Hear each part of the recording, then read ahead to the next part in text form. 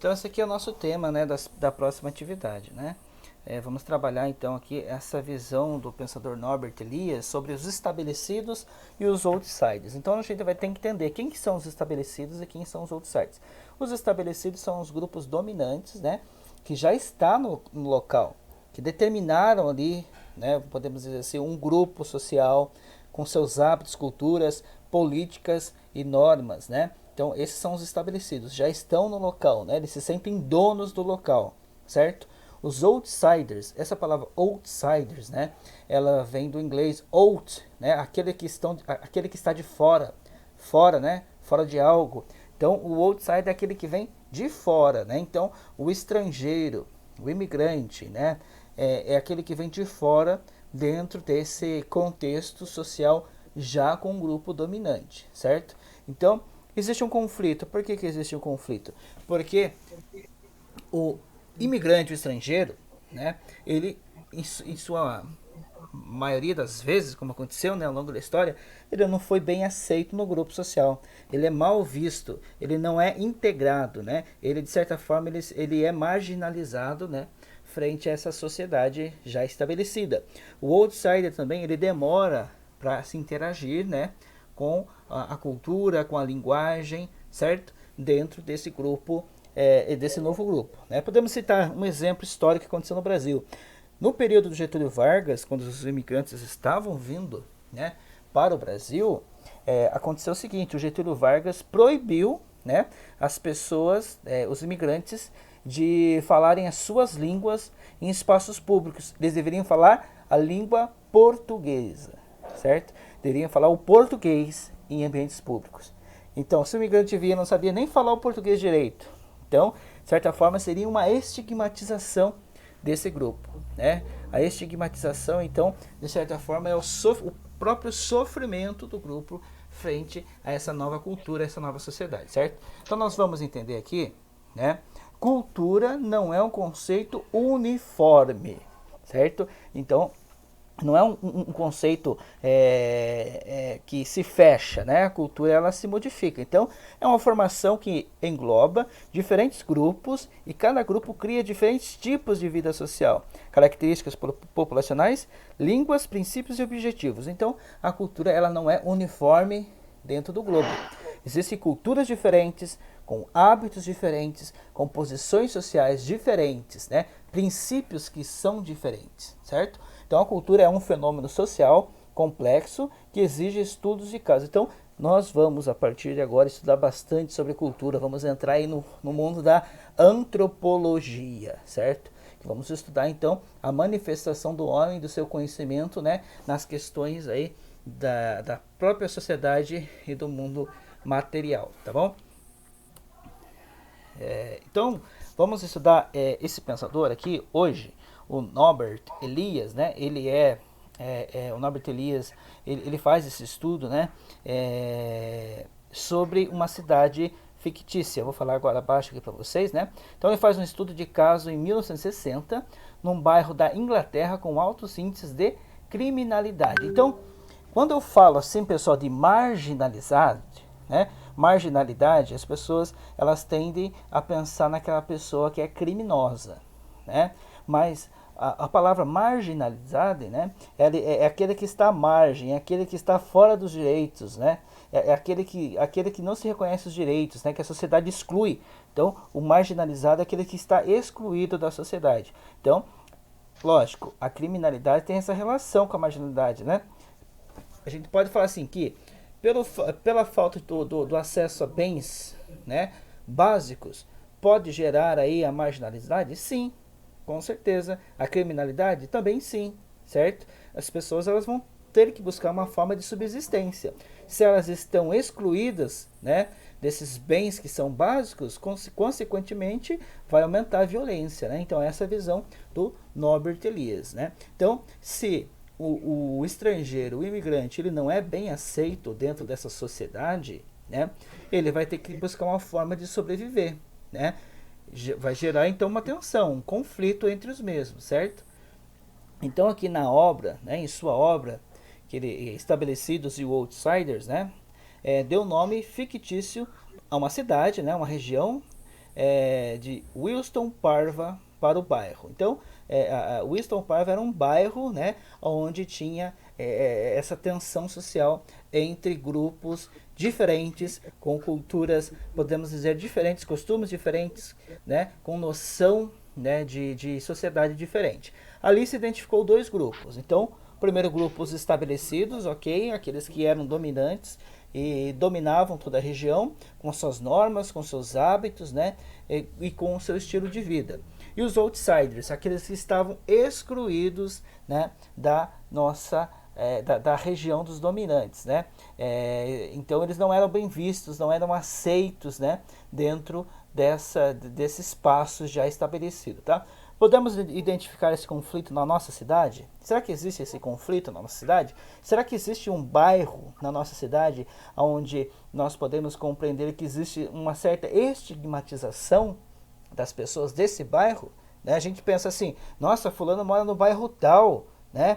Nossa, mas naquele bairro, tão violento aquele bairro. Existe isso dentro da nossa cidade? O que vocês acham? Vocês acham que as pessoas elas olham para certos lugares da nossa cidade, mas enxergam aí uma certa marginalização? O que vocês acham, o pessoal da escola? Sim, aí? né, professor? Sim. Aquela parte as pessoas julgam muito a parte daquela parte da Sapolândia, Vila Beca.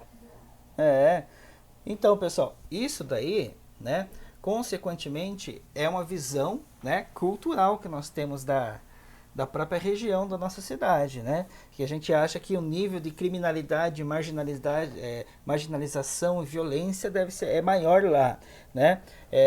Mas assim, é uma visão do senso comum, né? Uma visão pautada pelo senso comum, que leva as pessoas, já estudamos isso, né? Leva as pessoas a pensar da mesma forma, né? Se uma afirma uma coisa, isso vai passando, e se torna uma cultura, entendeu? Então, nós devemos pensar bem, né? Na hora de conceituar, né? Esses tipos, né? de estigmatização, que é errado, né? É uma visão, podemos falar assim, etnocêntrica, né? Podemos falar no contexto aqui do imigrante xenofóbica, né? A xenofobia, então, é aversão àquilo que é estranho, né? Ao estrangeiro, tá bom? Então, pessoal, os estabelecidos, então, na visão do Norbert Elias, eram o grupo em que as famílias viviam no bairro há mais tempo, né? Conheciam-se há gerações, visitavam-se com frequência, eram parte de uma rede, né? Aí nós podemos falar das redes sociais, né? O Norbert Elias fala dessas redes sociais, que são as redes que nós vamos construindo ao longo da vida, né? E essas redes sociais, elas não são, se tornam familiares, né? E tudo que vem fora dessas redes sociais, elas às vezes não são bem aceitas, né? E conhecer as regras de convívio. Então, os estabelecidos tinham a sua vida já estabelecida, né? E já estava ali a vida deles, né? Com seus hábitos, com as pessoas que eles queriam ter contato, né? Isso foi passado de geração em geração, certo? Esses estabelecidos, né? Eles queriam se relacionar entre eles, né? Acontece muito isso, né? Por exemplo, a gente pode pensar aqui que o racismo, né? Dentro da sociedade é uma forma de estigmatização. As pessoas, né, que sofrem o racismo se sentem como os outsiders, né? Não são aceitos, são excluídos, né? Podemos pensar nessa situação também. Então, esse conflito que o Norbert Elias coloca em um bairro social é um conflito generalizado no mundo, né? Quando nós falamos de etnocentrismo, xenofobia, racismo, né? A questão do gênero, né? Então, nós podemos colocar essa visão do Norbert Elias em vários temas diferentes, tá? Os outsiders, né? Eram operários que começaram a se mudar para o bairro depois da Segunda Guerra Mundial e são considerados ameaça. Então, considerados ameaças por quem? Pelos estabelecidos, né? Os estabelecidos consideram os outsiders como ameaça para os estabelecidos, né? Não conhecem os hábitos, né? Porque eles têm um medo, aversão à mudança, né? Regras de convívio. Então, os outsiders não conhecem os hábitos que são comuns, as regras de convívio, não estão interessados nas relações locais, né? e não tinham espaços na hierarquia existente no local. Então, para os estabelecidos existe uma hierarquia. Quem está primeiro no local é que tem um maior poder, podemos dizer assim, né? A maior voz ativa dentro da sociedade, tá? Então essa é a visão deles. Quanto mais tempo eu estiver no local, mais poder eu terei sobre o mesmo, certo? E outro que vem a entrar nesse local aí, né? Ele está de fora, ele não pode, né, denegrir o meu poder porque existe uma hierarquia, visão do estabelecido, certo? Então o outsider, né, aquele que é imigrante, né, aquele que está fora, certo? As pessoas, né, negras, né, podemos dizer assim, que sofrem com a sociedade racista, né? Essas pessoas elas se sentem prejudicadas, né? Dentro dessa sociedade estabelecida, né? Com regras de convívio que não determinam aí uma reciprocidade, né? Não determinam aí um bem-estar coletivo, né? Então essa é a visão do Norbert Elias. Então, ó, de maneira geral, os outsiders são recebidos com hostilidades pelos estabelecidos, né? Então eles são estigmatizados, né? Eles sofrem várias situações aí. Na hora de arrumar um emprego, por exemplo, não é bem visto, né? Não tem a vaga de trabalho, certo? Na hora de ter aí, podemos dizer assim, uma situação na política, por exemplo, também não é bem visto, é excluído, certo? Então essa hostilidade, né, vai estigmatizar, né, vai marginalizar o outsider, né, aquele que vem de fora, né? Então nós temos uma imagem que apresenta hospedaria do imigrante em São Paulo, né? Então essa hospedaria aqui em São Paulo é o lugar onde o imigrante ele se sentir de certa forma acolhido, porque dentro, né, da própria cidade eles não eram bem vistos, né? Vamos pensar assim também que quando o imigrante veio para o Brasil, né, de certa forma, ocasionou uma hostilidade. Do exemplo que eu dei, por exemplo, que eles foram obrigados a falar o português, muitas vezes sem saber, né? Então, os conflitos gerados de exclusão. Então, nós temos os conflitos gerados de exclusão. Os estabelecidos mostraram superioridade em relação aos novos membros e hostilidades, né? Então, os estabelecidos eles mostraram que eram superior porque eles estavam ali há mais tempo, né? Em relação aos novos membros dessa sociedade, né? Eles estavam na sociedade, só que não eram aceitos, né? Eu não posso expulsar, né? No caso, o estabelecido não vai poder expulsar, porque existem leis específicas nisso, né? Mas ele também não é aceito, ele é excluído, ele é estigmatizado, certo? Aí tem uma frase do pensador Jean Paul Sartre: o inferno são os outros, né? O que o Jean Paul Sartre quer dizer assim? Que as pessoas, né, que entram no meu convívio sem minha própria vontade de se relacionar com essa pessoa, ela se torna um inferno para mim, né? Ela se torna algo ruim que eu tenho que suportar, tá? Essa é a visão do João Porter. Então, é isso que acontece, vice-versa, né? O outsider para estabelecido era o inferno porque ele tinha que suportar a presença daquele imigrante, né? E o outsider tinha que suportar o estabelecido ali, era um inferno para ele porque ele sofria na mão do estabelecido, né? Sofria aí com as regras já estabelecidas, tá? Então aqui, ó, nós temos um prédio argentino construído em formato de dedo do meio, tá? Vocês sabem, não precisa nem falar o significado, né? Por uma família de imigrantes irlandeses. Então, por que eles fizeram esse desenho? Justamente para combater, né, essa segregação, né, na sociedade, certo? Então eles constroem o prédio aí de uma forma aí de combater essa questão aí de segregação, tá? Já os outsiders nem mesmo se conhecem entre si para se entenderem como grupo, não conseguindo assim reagir à hostilidade. Então, os outsiders, os imigrantes, né, que vêm de fora, eles não se unem também para combater essa segregação, né, essa estigmatização. Primeiro, porque vamos pensar no caso do Brasil, quando eles vêm para o Brasil, eles vêm, né, vêm bastante culturas diferentes, né? Nós temos o alemão, o italiano, o japonês, certo? Então eles preferem ficar nos seus grupos fechados, certo? Eles preferem viver dessa forma, né? Fechados em grupos. Então esse fechamento dificulta, né, o combate a essa estigmatização. Então os estabelecidos tendem a se fechar e a resistir a qualquer argumento que contrarie suas convicções, certo? Então os estabelecidos eles vão se fechar e resistir a qualquer coisa que vai contra a sua convicção já estabelecida. Basta falar com as pessoas de lá para deparar com o fato de que os moradores de uma área na qual viviam as famílias nativas consideravam-se humanamente superiores aos residentes da parte vizinha da comunidade, de formação mais recente. Recusavam-se a manter qualquer contato social com eles, exceto o exigido por suas atividades profissionais.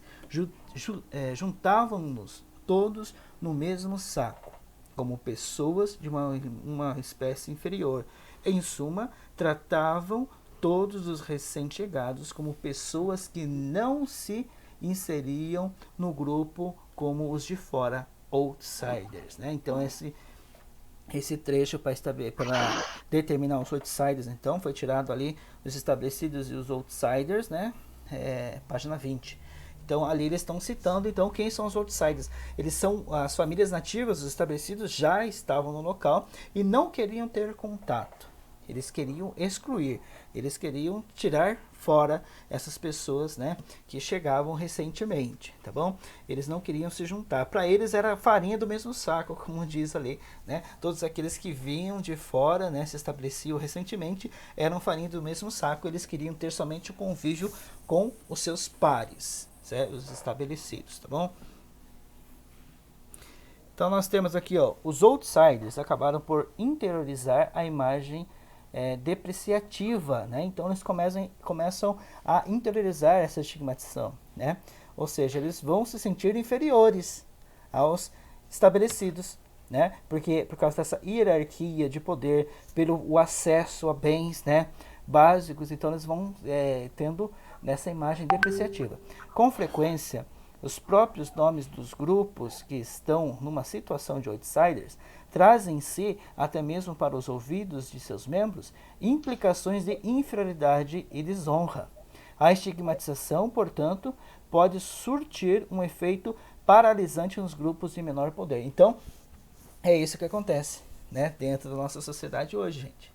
Né? As pessoas elas vão se inferiorizando dentro da sociedade, que elas vão tendo uma certa naturalidade frente a essa inferiorização, né?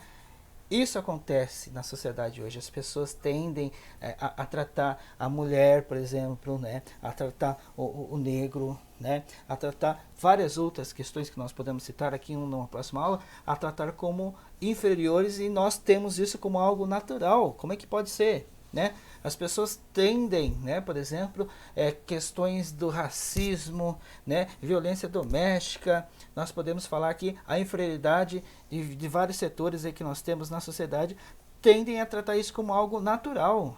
As pessoas assistem a televisão, os noticiários, e tendem a enxergar uma certa naturalidade. Não ficam mais indignadas com essa situação, né? Então, a sociedade ela tem uma inversão de valores muito grande hoje, infelizmente, né? Então nós temos aqui mais uma frase, deixa eu ver aqui, tá? Manipulação do estigma, né? Então, segundo Elias, a estigmatização molda a conduta das pessoas, uma vez que sempre vão acreditar no estigma como rótulo. Então, o rótulo está rotulado, né?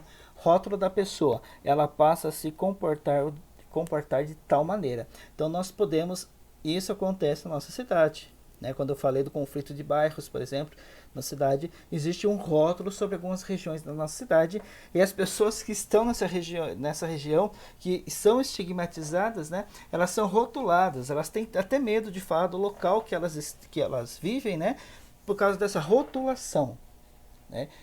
Infelizmente, acontece só isso na cidade? Não. Vários outros lugares, sim, né. Vamos pensar lá no Rio de Janeiro, por exemplo, você fala que você mora na favela, né. E se for negro ainda por cima, meu Deus do céu, você é marginal, né? é criminoso, eu moro na favela e sou negro, né? Existe infelizmente uma rotulagem, né? Uma estigmatização das pessoas frente, né, a essa situação, tá bom? Eles são snobs e convencidos, né? Então é a visão do Norbert Elias sobre os estabelecidos. Os da velha guarda chamam aquilo de aldeia e tratam a gente com frieza. Então é a visão do outsider, vamos pensar aqui, a visão dos outsiders, né? Estigmatizados sobre os estabelecidos. Então eles são snobs e convencidos, né? Os da velha guarda chamam aquilo de aldeia e tratam a gente com frieza. Eles não se importam e nunca se importarão conosco. Então essa é a visão do outsider sobre o estabelecido, os argumentos que eles utilizam para definir os estabelecidos e essa questão da inferioridade natural que eles já sentem, né? Então se tornou algo natural para eles, né? Então eles têm essa visão dos estabelecidos como uma certa naturalidade, né? Não há um inconformismo, né? Então é essa visão, tá bom? Essa atividade aqui, gente, não precisa a gente... Só vamos pensar aqui, ó. Elaborando um breve parágrafo com um exemplo da dualidade entre estabelecidos e outsiders, explicando o porquê da sua conclusão. Então, assim, né, podemos pensar aqui que existe um conflito social que não fica só no livro aqui do Norbert Elias, mas que esse conflito, né, ele é algo real dentro da nossa sociedade, né? Não só na nossa cidade que é pequena, mas em vários outros lugares, né? Conflitos entre bairros, na própria cidade, né? Conflito entre cidades, conflito entre regiões, estados, né? Então, conflito entre países, né? Então, tem países que têm aversão a brasileiro, né?